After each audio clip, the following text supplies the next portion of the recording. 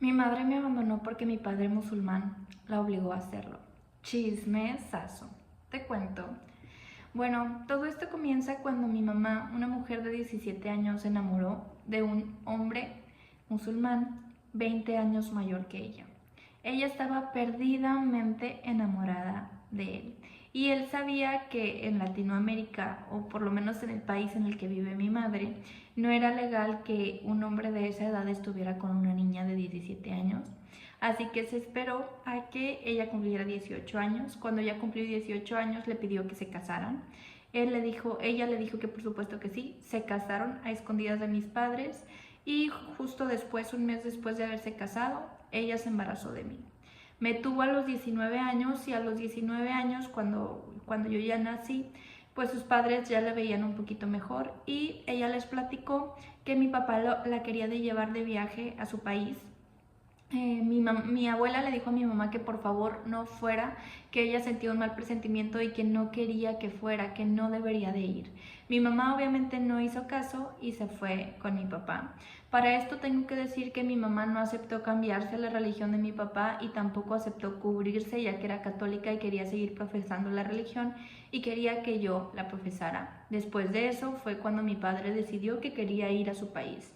Él le dijo a mi mamá que solamente iban a ser 2 semanas y después íbamos a regresar los tres. Entonces ya mi mamá se va, pero justo al subirse al avión, mi papá la bofeteó.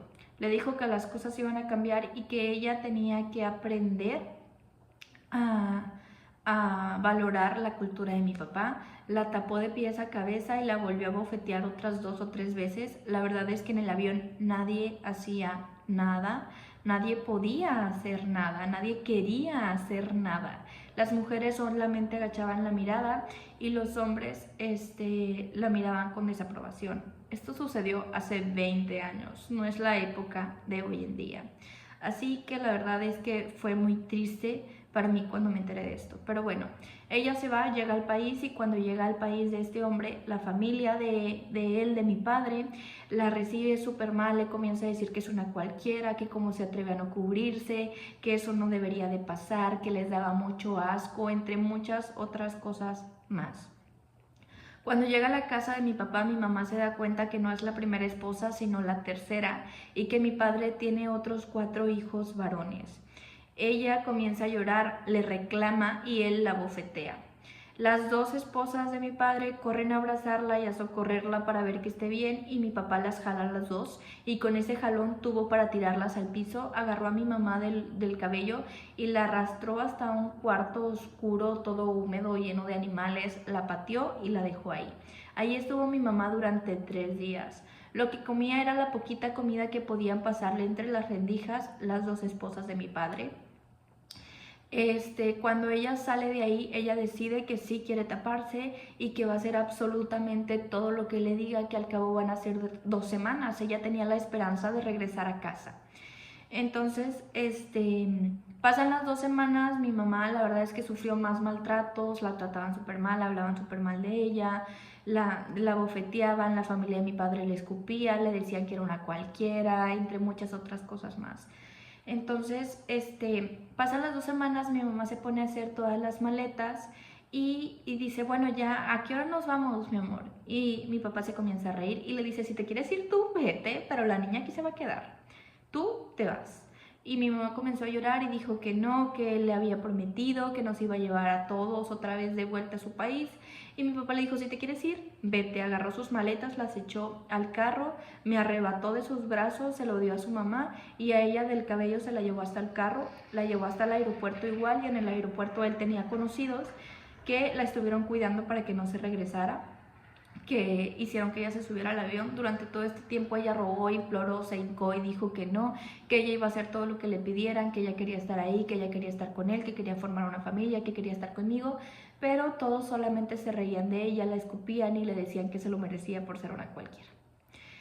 No estoy diciendo que todas las personas de ahí son iguales. Hubo muchas personas que a mí me ayudaron muchísimo, que a mí me cuidaron, que a mí me trataron súper bien, pero pues los conocidos de mi padre eran igual que él y por eso trataron así a mi mamá. Entonces ya mi mamá se regresa a su país, en su país comienza a hablar con abogados, a hablar con mucha gente para ver qué podían hacer y realmente no se podía hacer nada. Ella siguió luchando durante 20 años, pero las cosas no pasaban. Yo crecí sabiendo que mi mamá era una cualquiera, era una mujer a la que le gustaba estar con muchos hombres y por eso se había ido y me había abandonado.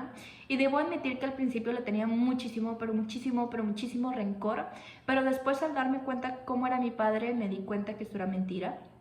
Cuando tuve edad suficiente, mi madre número 2 me platicó toda la historia, me dijo que mi mamá era latina, que ella era una muy buena mujer, que el poco tiempo que la conoció supo que era buena, pero mi papá la trató muy mal simplemente porque ella no quería cubrirse y no quería cambiarse a su religión, que mi papá era un hombre muy malvado y había hecho cosas muy malas antes, así que ella realmente deseaba que yo pudiera reencontrarme con mi mamá en algún momento.